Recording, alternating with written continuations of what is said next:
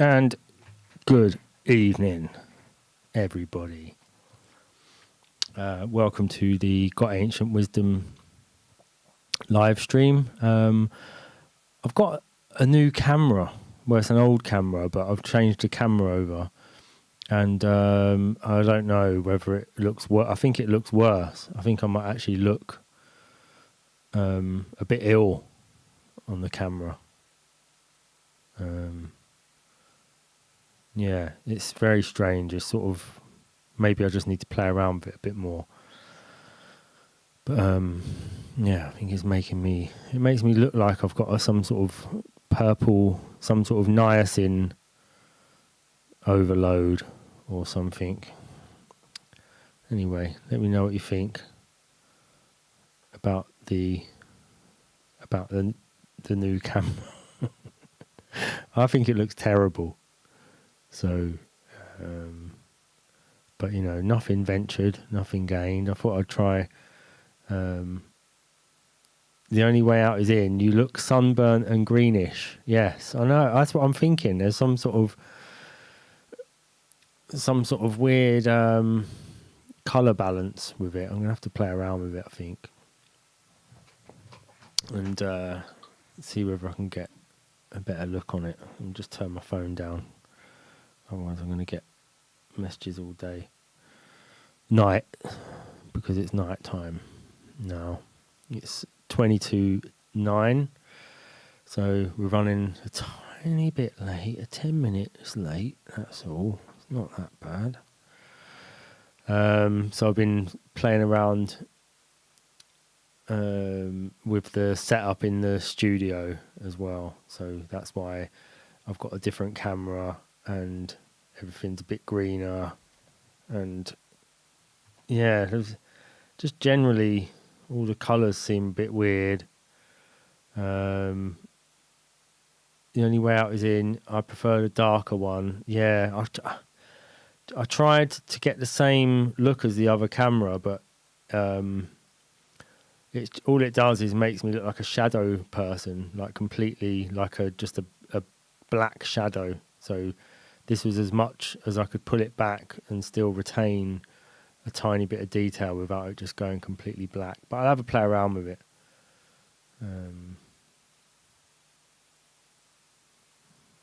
Yes. So, what's wrong with my screen? It looks like it's frozen. Oh, there you go. That's it. Yeah, I'm looking at it now on the stream, the actual stream from YouTube.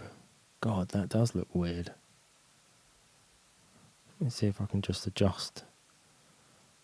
I've got to try and adjust that before I start, because I can't have that. It just look ill. Hold on. Right.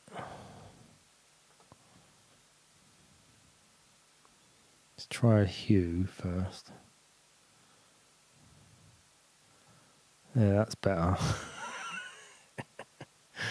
Cyberpunk. It's just I've got to keep checking my monitor to watch it up. There you go. That's better. Let me just reset that back to just where it should be and see what that looks like still.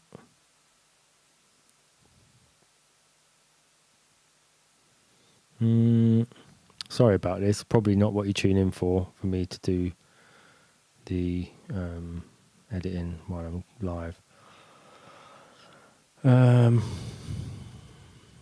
Right, I think I'll just stick with that at the moment. I think it's some sort of white balance problem. So at least the candle's white again now. I've got lights here. Trevon Wright has just come in. Hello, Trevon. If you've missed it, I'm just saying I've got a new camera, so everything looks a bit weird at the moment. So I'm looking a bit ill, or I look like it's all blue now. You look like you drunk too much colloidal silver. Yeah, I know. I do look like that. I do. I'm just trying to sort it out now. Anyway, you know what?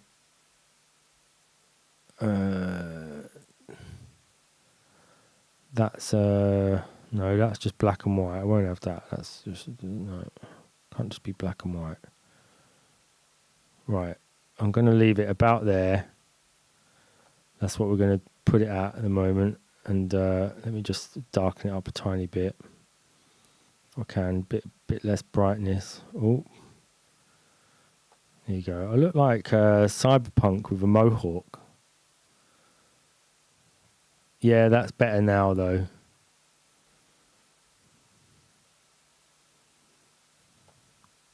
Yeah, I look like a sort of Cyberpunk mohawk guy.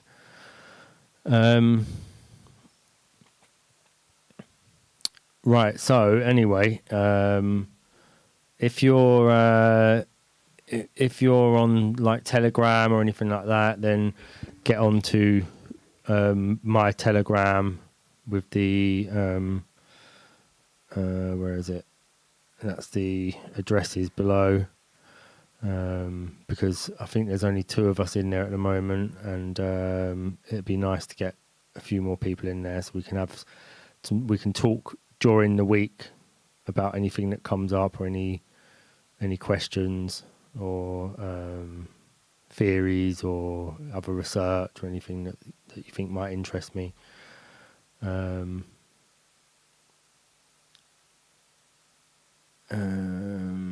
then there's that, and obviously Twitter. I'm on Twitter quite a lot, so, but it's not as much fun as it used to be, as you probably know. So we're going to be reading chapter 8 from Total Man. So we're going to carry on with Total Man. So I'm going to start because it's 1:45 now, so I don't want to miss too much time. Let me just get myself a bit comfy in the comfy chair. There you go. So this is chapter 8, The Ancient Adversary. One needs to be clear that a psychological theory does not require any physiological support for its validity. This is to say that a psychological truth is simply that in its own right. As such, it is independent of any actual or suggested physiological infrastructure. The psychological experience, moreover, is, in any case, primary and self-validating in the existential sense. It is similarly true that physiology is not dependent for its validity on psychology. If an observed physiological fact appears not to fit with observed or experienced behaviour, this does not of itself or necessarily invalidate the physiological finding. Certainly, such a disagreement raises considerable problems, and it is always to be hoped that this situation does not arise, or at least not persist. Speaking generally, one expects physiology to provide descriptions, admittedly coarser and couched necessarily in physiological terms, that are nevertheless recognisably related to the finer grain psychological experiences, sensations, or behaviours.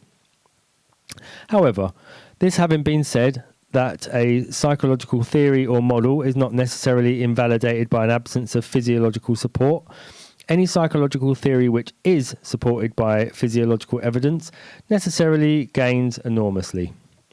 Many writers have talked at length about the unconscious, and this has been described and defined in a variety of ways. The crucial question, however, goes in the last analysis unanswered. Is the unconscious mind merely a useful hypothetical construct, or does it actually exist?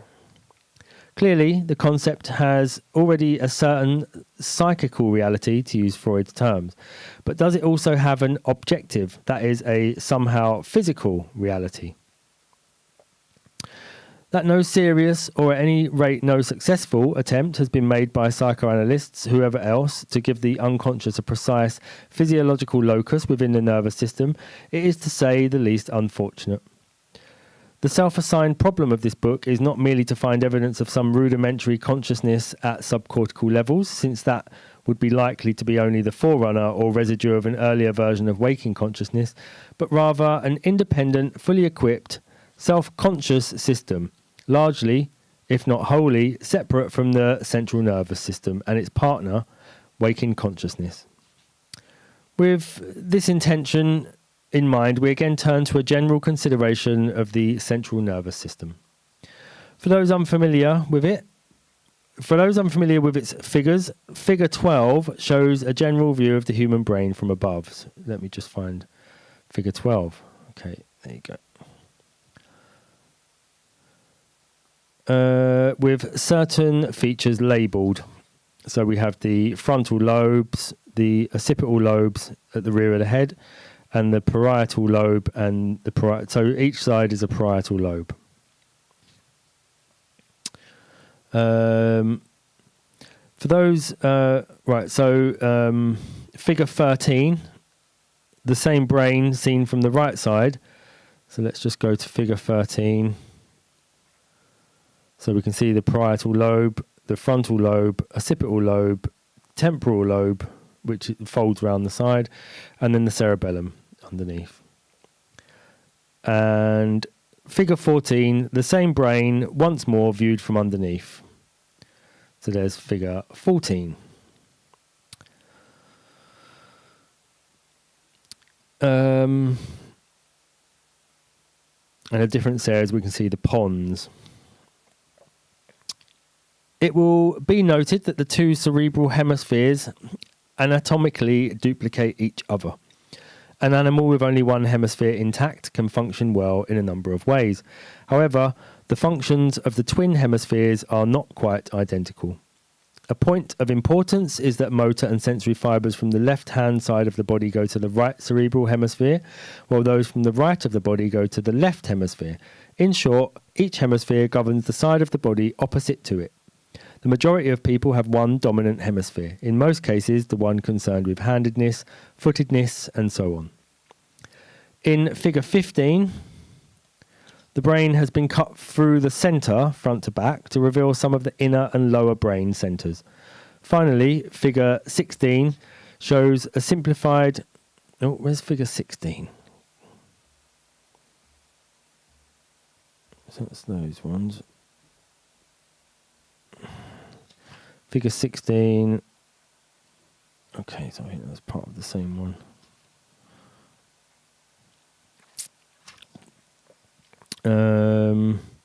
Shows a simplified, exploded mammalian brain. Figure 16. I think I may have some of that underneath that one. Hold on.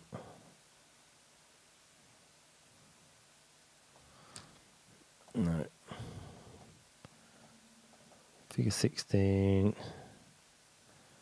Oh, it should be in there then.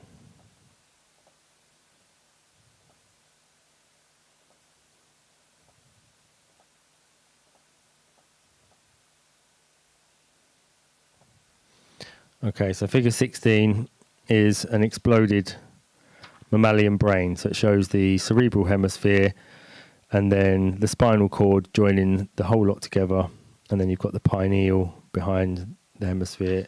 If I can find it, it would be really bloody helpful.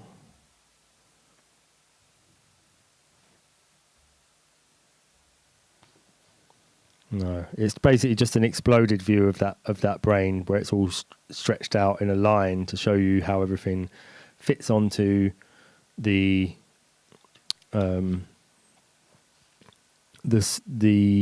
of brain stem. So you have like a brain stem, and then you have the cerebral hemisphere at one end, and then you have your pineal gland here, and then the two bumps called the colliculi next to it, and then the cerebellum comes off there, and then we carry on down. And on the opposite side of it, coming up, we have the medulla, and then the pons, and then something called red nucleus inside, and then we have the hanging down, we have a pituitary, and then the hypothalamus and the thalamus. Right. Attention must be drawn to two terms which are easily confused, but between which it is essential to distinguish. The cerebral cortex is so called because it is the cortex of the cerebrum. The cerebrum may, for present purposes, be considered to be the whole of the cerebral hemisphere and their immediate substrata. The term cerebellum is a diminutive form of the words cerebrum and means literally little cerebrum. The adjective from cerebellum is cerebella, because the cerebellum also has a cortex. One speaks of the cerebellar cortex. A simple way of remembering which is to recall that the smaller object, the cerebellum, has the longer name. We have already noted the position of the cerebellum in relation to the cerebrum in man's brain. So the cerebellum that was in chapter 4. So the cerebrum is on top, the cerebellum is underneath at the back. And figure 1 should be re-inspected in connection with what follows. So that was figure 1 from back then. We turn now immediately to some statements about the cerebellum taken from the standard physiological literature. These statements on the cerebellum and associated organs, which follow throughout this chapter, are inset from the body of the text. This is partly for purposes of reference, but partly to allow more ready distinction between the established facts and my commentary. Some items are taken verbatim from source, where the source is indicated. Others are summaries of accepted fact in my own words. Unless otherwise stated, all italics are mine. 1. The cerebellum is a large organ, weighing in man more than the entire spinal cord. It is one of the oldest organs in the phylogeny, the evolution of the vertebrate nervous system. It is well developed in reptiles, very well developed in birds, but reaches its highest development in man. In the developing human embryo, the cerebellum is seen to arise in the primary receiving stations of the labyrinth of the ear, that is, in the vestibular complex of nuclei, principally involved in the maintenance of posture and equilibrium. 2. The cerebellum is an extremely complex structure. In many ways, it is just as complex as the cerebrum. In fact, from the evolutionary history of the cerebellum, it looks as though nature started out to make the cerebellum the highest center of the nervous system, but changed its mind and developed the cerebrum instead. And that is from C.T. Morgan and E. Stella, Physiological Psychology, which is a book published by McGraw-Hill in 1950. Like the cerebrum, the cerebellum has a cortex composed of grey matter, similarly convoluted and divided into a number of lobes. As with the cerebrum again, the recently developed parts of the cerebellum, the neocerebellum, are bilateral. That is, there are two cerebellar hemispheres corresponding to the two hemispheres of the cerebral cortex. There is one crucial difference, however, which will be discussed elsewhere. These two cerebellar hemispheres developed during the same evolutionary time occupied by the development of the cerebral neocortex. Their appearance has more than doubled the size of the cerebellum. 3. The cerebellum receives extensive projections from all sensory systems, and has been suggested that some portions of the cerebellum may serve as primary sensory projecting areas. Stimulation of tactile receptors results in an organized pattern of projections in the cerebellar cortex. Visual as well as auditory projections have been demonstrated. And that's from S.P. Grossman, a textbook of physiological psychology, published by Wiley, 1967. Another quote now. Electrodes placed on the surface of the cerebellum give us electrical responses. I'm yawning a lot at the moment. I'm not actually that tired, but we're discussing the cerebellum. We're discussing the cerebellum, and that's really important for why I'm yawning. And it will become more apparent as we go on. Electrodes placed on the surface of the cerebellum give us electrical responses when the various senses are stimulated. In fact, there are very definite areas that can be mapped for vision, hearing, and the somatic senses. We do not know why these sensory pathways to the cerebellum are there. In another study by Brogdon and Gant, there is a very interesting result. Direct electrical stimulation of the cerebellum of the dog was substituted for the usual unconditioned shock to the footpad. As usual, a sound was the conditioned stimulus. The cerebellar stimulation evoked movements of the same sorts as those evoked from the cerebral motor cortex. Strangely enough, after a normal number of conditioning trials, pairing buzzer and cerebellar stimulation, a conditioned flexion of the limb to buzzer appeared. That is extremely interesting, but we cannot be sure what it means. The investigators assure us that the cerebellar stimulation was not spreading to the cerebral cortex, and we can rule out the possibility. That's from C.T. Morgan and E. Steller again. What emerges, in summary, from the foregoing is that the cerebellum is a large, complex organ which... told you. Which has been with the vertebrates since their inception. It has continued to evolve throughout the whole of that period, and is at its most evolved in the primates, particularly in man. Its cortex has extensive sensory and proprioceptive or positional, and perhaps even motor projection areas. The term projection area means that ascending stimulus and informational pathways from lower centres reach these areas and end there. In the cerebrum, such areas are associated with consciousness. There is, further, at least tentative evidence that classical conditioning can be established through or within the cerebellar cortex without involving the cerebral cortex. This means, in other words, that the cerebellum is capable of independent learning based on classical principles. These further facts are established. 4. The cerebellum as a whole is concerned with the automatic regulation of posture and movement in the terms described below et sec. In this role, it works in close conjunction with the cerebral cortex as a kind of auxiliary throughout the waking hours. It is in the great swimmers and flyers that the cerebellum is relatively best developed. That is to say, the cerebellum in these animals, while not as highly developed as in man, is better developed in relation to the rest of, e.g. a bird's brain, than the cerebellum in man is developed in relation to the rest of his brain. So what that's saying is that in swimmers and flyers, so birds and fish, that the comparisons between the cerebellum and the cerebrum are more in favour of the cerebellum. So the cerebellum is more highly evolved in fish and birds. Again, this will come in important. This will become important. 5. Disease or destruction of the old cerebellum, the paleocerebellum, results in the loss of skilled movements. The afflicted subject, human or animal, demonstrates overshoot, i.e. overreaches or overextends in making a movement. The starting and stopping of actions is too abrupt, accompanied by a general loss of fineness. Contractual movement is not well sustained, this being coupled with an overall undue liability to fatigue. Already in 1828, the French physiologist Fleuren likened the gait of a man with cerebellar damage to that of a man under the influence of alcohol. A very interesting analogy in view of our earlier remarks concerning the effects of alcohol. The cerebellum is particularly concerned with muscle tone, tonus. 6. Electrical stimulation of the paleocerebellum causes inhibitory relaxation of certain active postures in normal animals. That is, they collapse.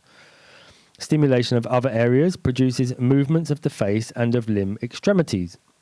Yet other stimulation produces specific autonomic responses. For example, stimulation of the anterior lobe inhibits respiration, produces a decrease in tension in the walls of the blood vessels, i.e. reduces the work of the heart, and a parasympathetic contraction of the pupil of the eye.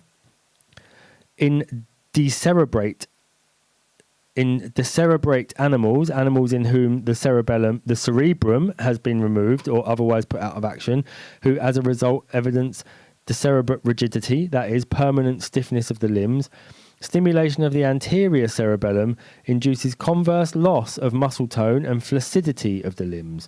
This relaxation is maintained until the stimulation ceases, at which a rebound action causes the limbs in question to extend powerfully. How far one might be justified in regarding a normal sleeping organism as decerebrate is arguable. It seems a not wholly unreasonable assumption. Be that as it may, it will not have escaped the attention of the reader that many of the results of cerebellar stimulation and cerebral ablation are in evidence of normal sleep. By way of a reminder, 2 brief extracts bearing on the question follow from Ian Oswald's book on that subject. What happens when we fall asleep? The eyelids close and the pupils become very small. The total flow of air breathed is diminished. The heart slows. Although the cat's body flops, its whiskers may twitch and lots of little facial twitches accompany rapid eye movements. What is more, the paralysis of sleep is momentarily but quite frequently interrupted by sudden movements of a limb. We've all experienced that. The further examination of some other brain structures closely associated with the cerebellum now serve to strengthen the picture which has begun to emerge from the consideration of that organ in isolation. In the developing human embryo, so this is number 7. In the developing human embryo, 3 divisions of the brain are clearly visible. These, in non-technical terms, are the forebrain, the midbrain, and the hindbrain. In the finished brain of the human being, the midbrain is a bridge or stalk connecting the forebrain and the hindbrain. Have we got that? Figure 16. No, that's one we're missing. But in the early life of the embryo, it occupies a prominent position on the surface of the brain. In fairly literal terms, the hindbrain, principally the cerebellum, and the forebrain, principally the cerebrum and associated structures, flower from the brainstem, which has itself formed from the top end of the spinal cord. In the course of the growth of the higher structures, the brainstem is completely covered over and enclosed, and the cerebellum itself is partially covered by the backward extending cerebrum. I'm going to just see if I can find these pictures, because they're actually quite important.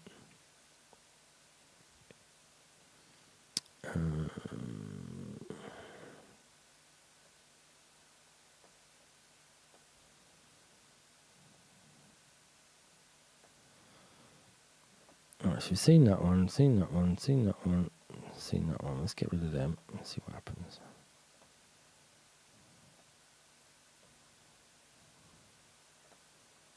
There you go. So that's figure 16. So we can see the exploded view of the brain, with the brain stem through the middle and then the parts of the brain coming off of it.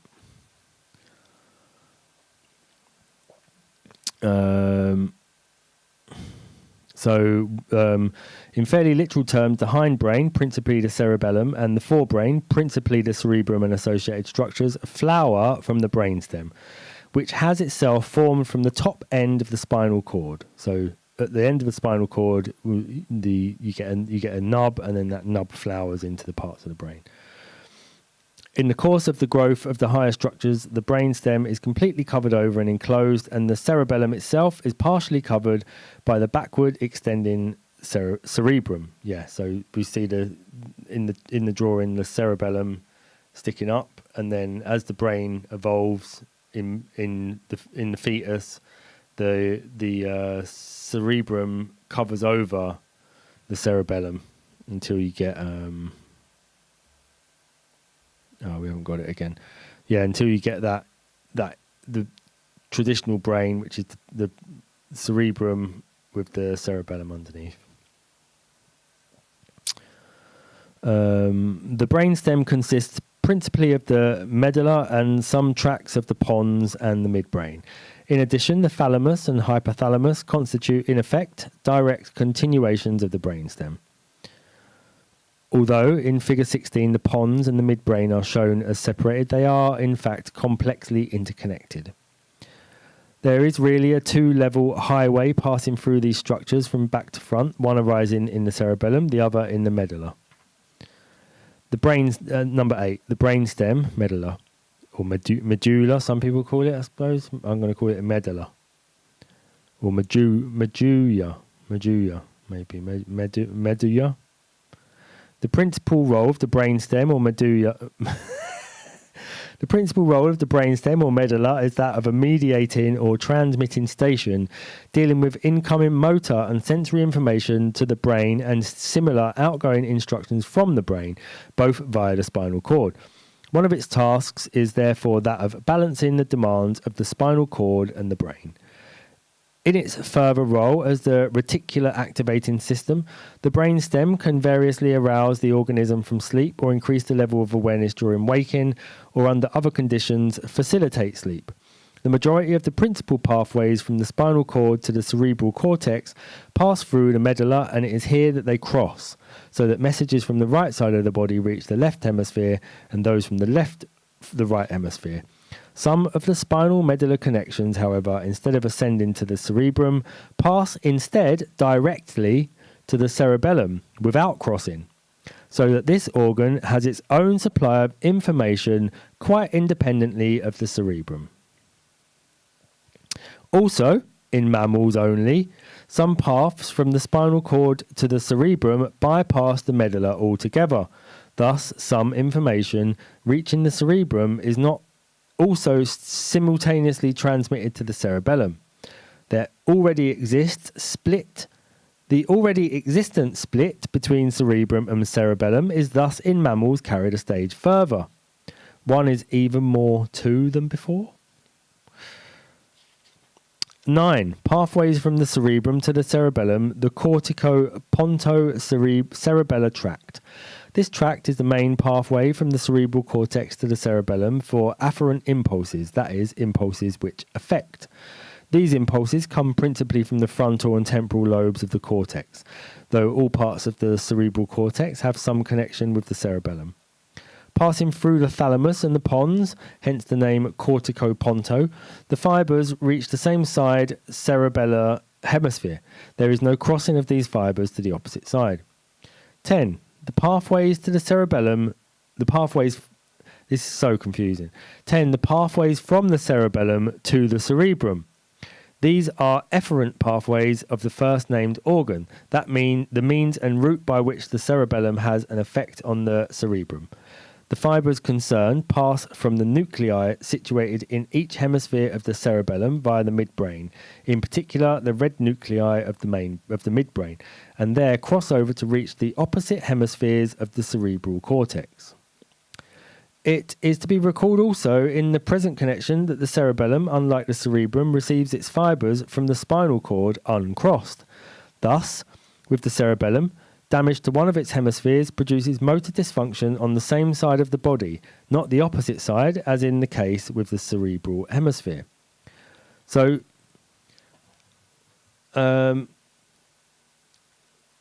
it's quite confusing hearing someone read it. Obviously, first of all, but the basic, the layman's.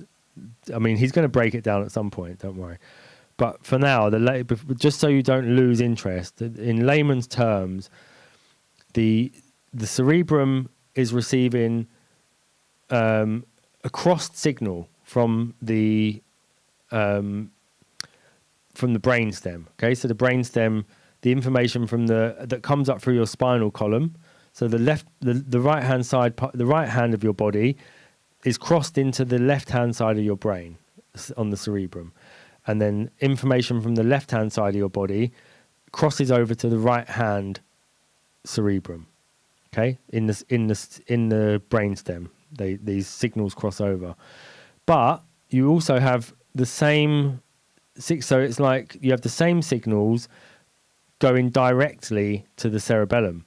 So the right-hand side of your body, the spinal column takes those signals directly to the right-hand side of your cerebellum, and the left hand of your body, the signals are taken up the spinal column and into the left hand of your cerebellum.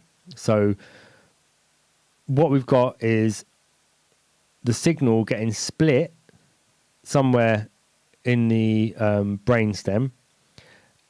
So the signals coming from the spinal column are split, and then each of those goes to the two parts of the brain. So the cerebellum receives the same information as the cerebrum. They don't share the lines. They receive their own independent lines of information from the body. Okay? But the main difference is that the cerebellum receives those as they come in. So left is left and right is right, whereas the cerebrum, the top of your brain, receives those signals crossed over. Okay, so for some reason they cross over. So it's the cerebellum's receiving them as they are. The cerebrum is receiving signals that have been crossed. Okay, so just try and picture that. You've got two. Basically, what Stan's showing here is that you've got effectively two control centers in the brain. So then it's not one brain. What you have isn't one brain, and it's not split down the middle. The brain isn't split down the middle into left and right hemispheres like, Sperry and Ornstein proposed. It's split top and bottom. Okay, so there's two separate sets of the same signal is split. It's like someone's got a stereo cable, and then they take the left hand stereo cable and they feed it into the cerebellum, and they take the right hand stereo cable and they feed it into the cerebrum. Okay, sort of like that, except the cable was mono at the other end. It's a silly analogy unless you're into music or something. Right, so back to the book. So figure 17 shows in stylized diagram form the direction of afferent impulses to the cerebellum and efferent impulses from the cerebellum to the cerebral cortex. At this point, a brief excursion into a long-standing social phenomenon becomes necessary. On the additional basis thereby provided, the present book's conception of the role of the cerebellum can be further developed. Right. So, you'll get what I'm yawning eventually. Left-handedness, with all its ramifications, is among those topics which seem to have preoccupied man since earliest times, but have so far escaped satisfactory account. It is possible here to undertake only the briefest of reviews. The circumstances attendant on the phenomenon are, however, a significant link in the chain of argument here. The majority of psychoanalysts are united in considering the left hand, to be associated especially with the unconscious, with the female principle, and with the emotions. In mysticism, religion, and magic also, the left has similar associations, with perhaps the additional connection with darkness and evil. In medieval paintings, for instance, the invoked devil is always shown leaving the magic circle with left hand outstretched. This is all very germane. It appears too that in everyday life of the East and in the West to a lesser extent, the left hand was and is considered the unclean hand. It is the hand reserved for wiping after excretion and for making love, i.e. caressing. Both these, one notes, are B1 functions, and it is interesting to note also that the preferred hand for fighting and doing is the right hand. The left hand in Western societies is perceived as somehow unlucky. This is clearly borne out by linguistic usage. Most people know that the English word sinister is simply the Latin word for left.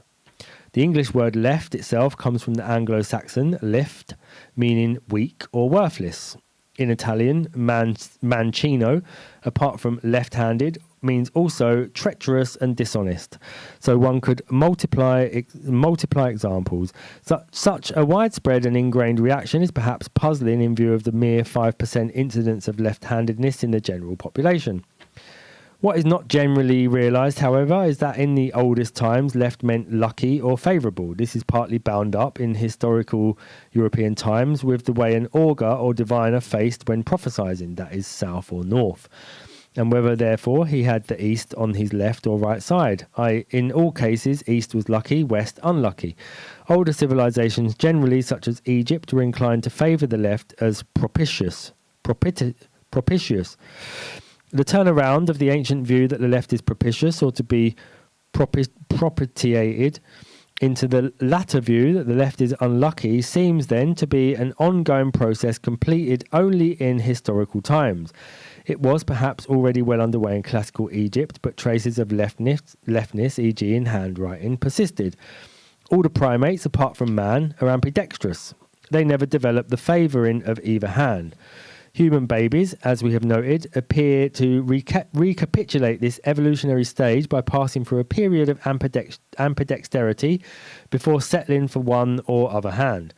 Of great interest, particularly in respect of aspects of the general theory to be developed later, is the opinion expressed by some authors that existing primitive peoples show a higher incidence than Western man both of left-handedness and ambidexterity.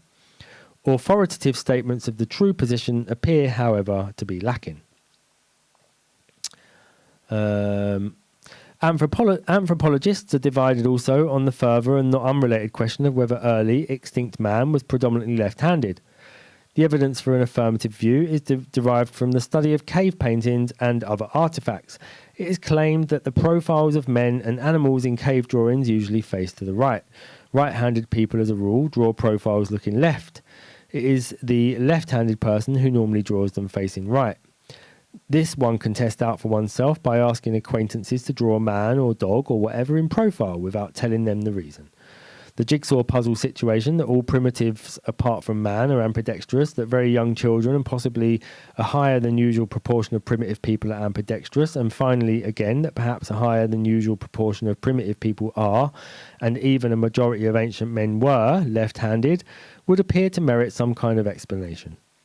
One must appreciate, too, that while left-handedness or ambidexterity might well come to be regarded as unlucky because it represented a more primitive evolutionary stage, this would hardly explain why the left should ever have been regarded favourably.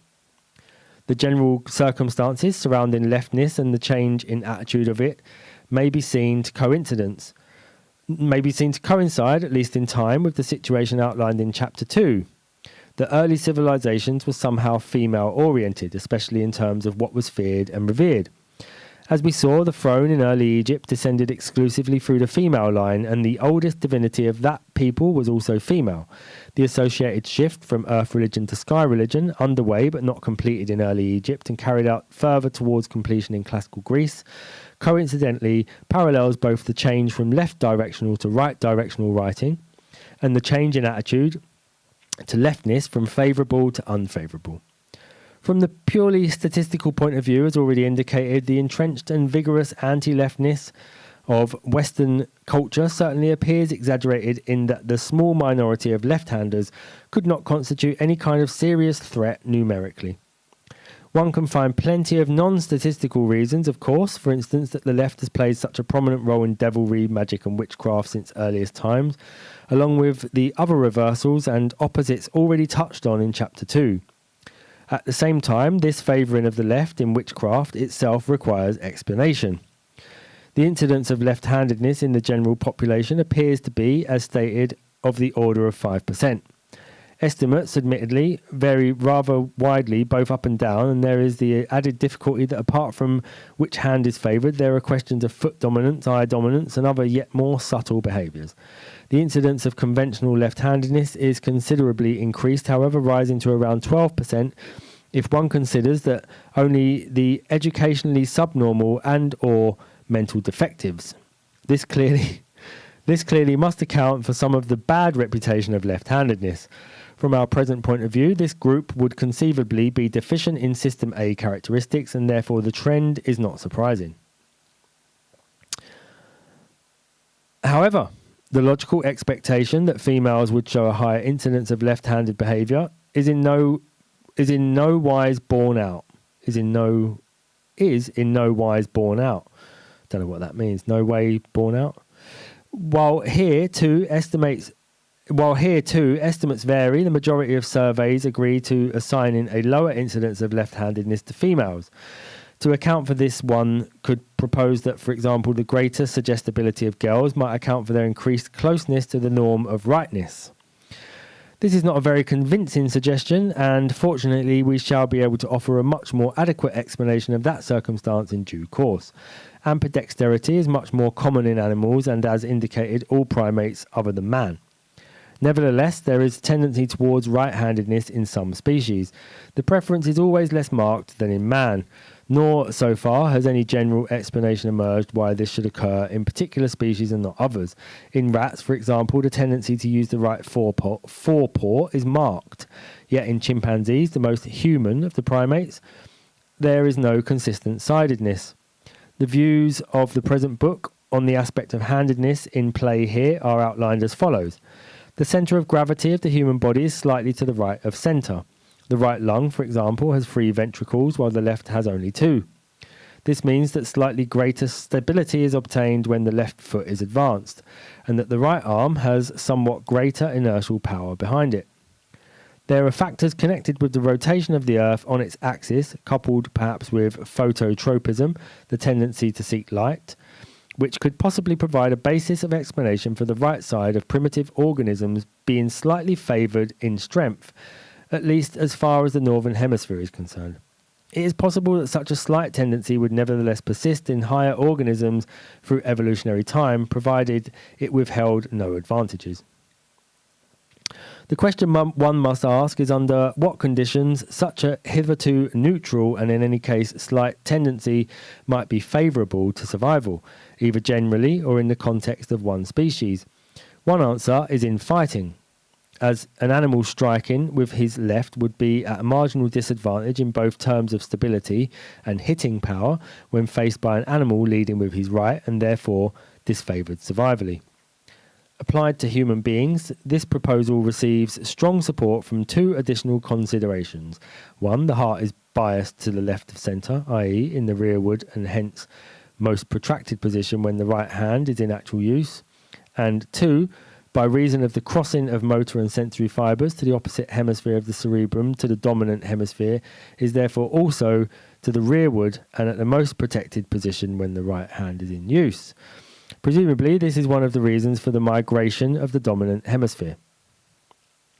Well, that's interesting, yeah. So when whatever hand you're fighting with, the brain that controls that hand, the part of the cerebrum that controls that hand is actually away from, yeah, that makes perfect sense, I suppose, yeah, is away from your opponent. So if you do get struck in the head, you're not going to get struck on the part of the brain that your hand is controlling.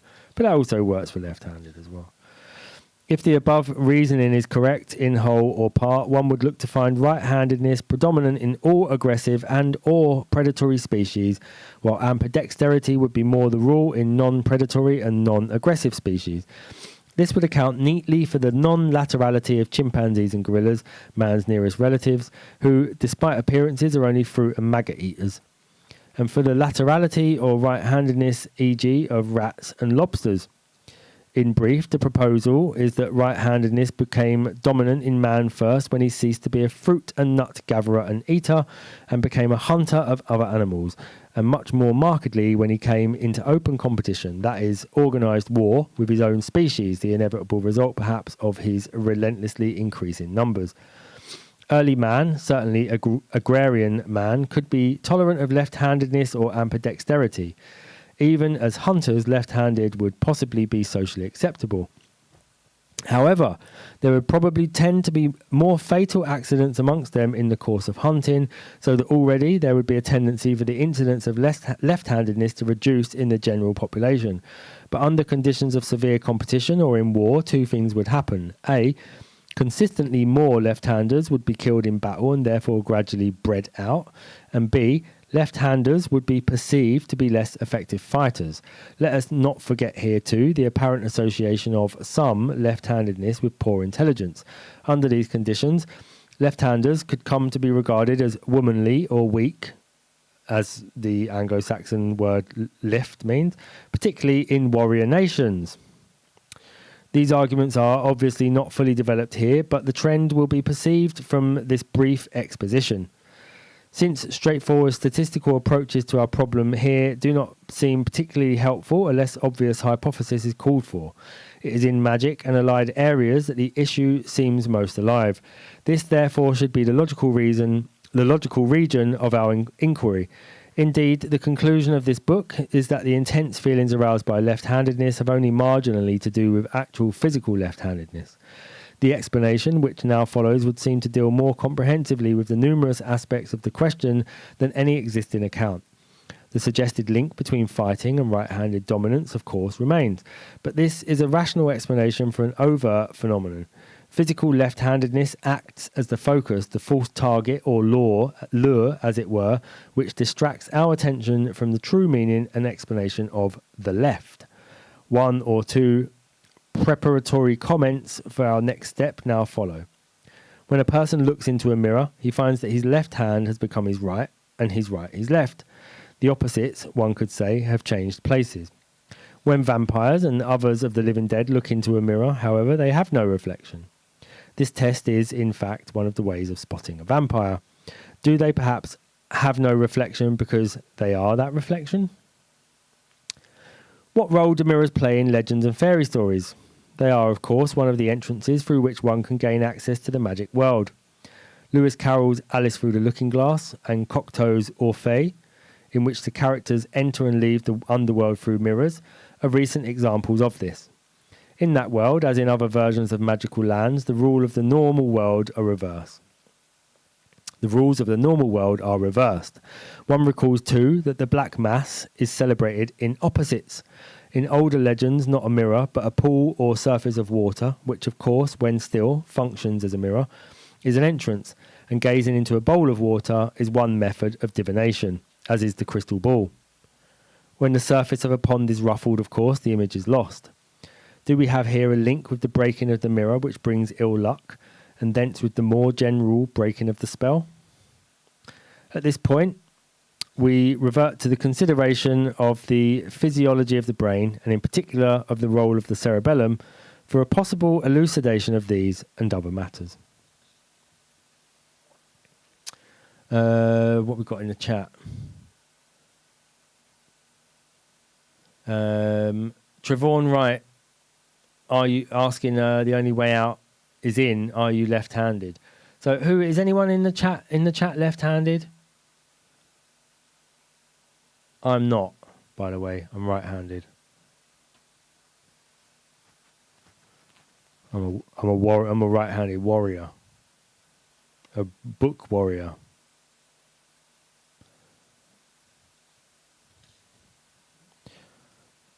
The only way out is in is not left-handed.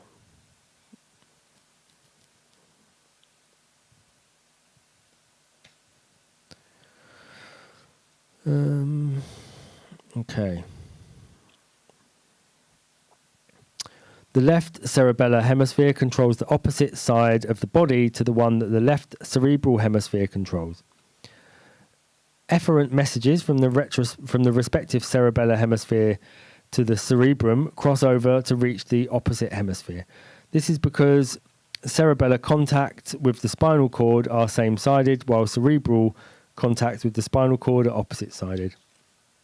If the cerebrum is imagined as looking at itself in a mirror, with the cerebellum as the reflection, the situation and its implications are clear.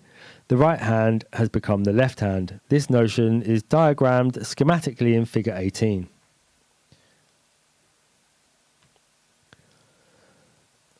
One sees then that the cerebellum is the mirror image of the cerebrum.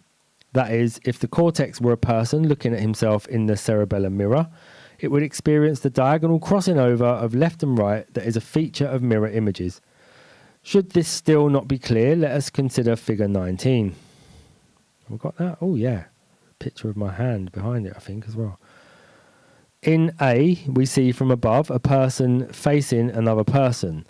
The two right hands of these individuals are diagonally opposite each other. There is a crossover, such as we effectively see from cerebrum to cerebellum.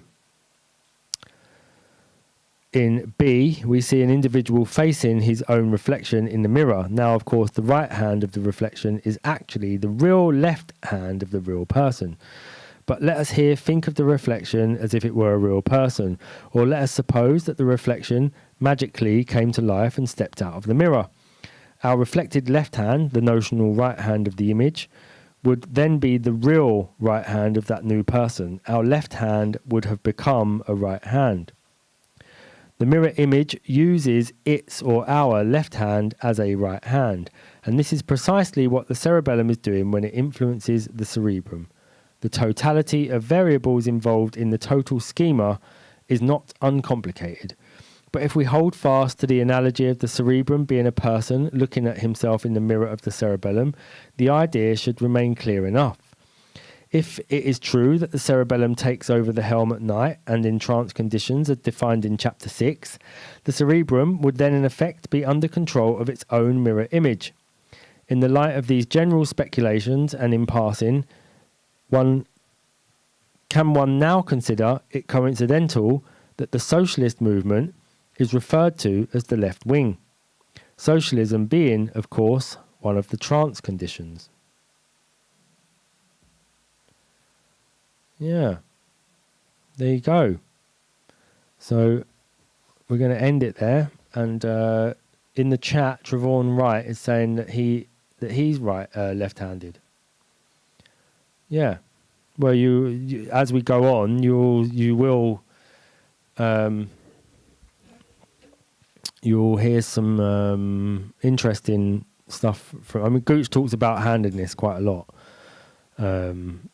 Probably every book, actually, he mentions something about handedness and more details about handedness and where it comes from. And yeah, so that's you'll be interested as we go further on. We're going to be talking about so yeah, this goes on to a bit more handedness stuff in this chapter.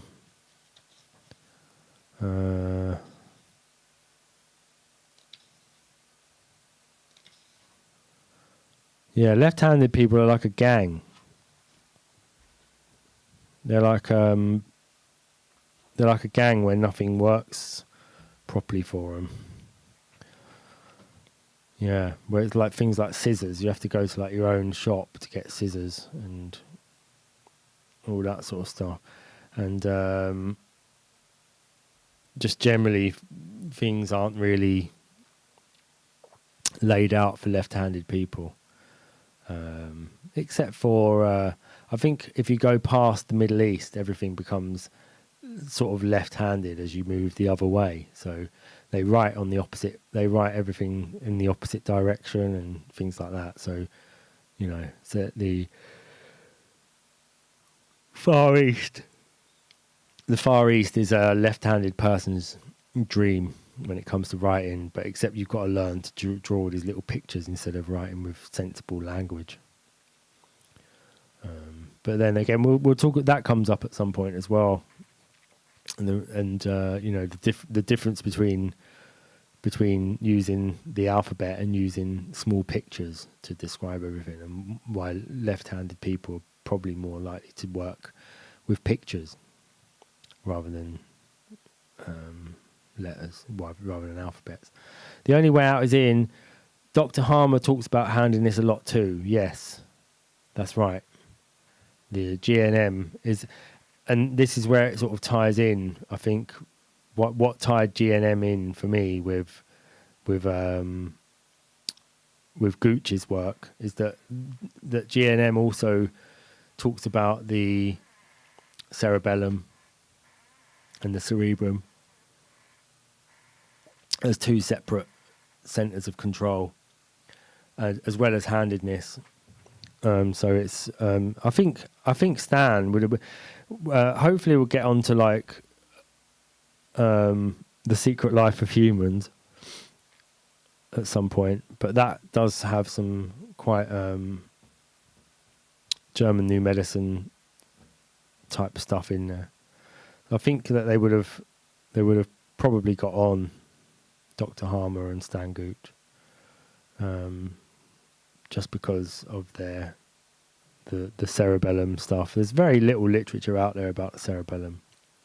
If you go and look for yourself, you'll see that there's very little out there still today, considering that Gooch was writing this in 1972.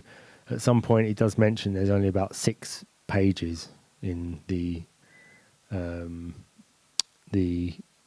British the medical guide, whatever they used to have back then, and still now it's very, very under researched. But there are some Oh my god! I'm so sorry about yawning tonight. Yeah, there are some papers that came out in the last few years that do have some research that goes some way towards backing up Gooch's ideas about the cerebellum, about it being more of an independent control center. I'll try and find them and put them in Telegram or something. Yeah, okay. So I'm going to go now, log off, or whatever you want to call it, and I'll see you next week if I don't see you on the internet now, internet somewhere. Okay, so let me just cue up the outro, and then thank you, Trevon Wright, and The Only Way Out is In. Thanks, fam, for joining, and see you next week.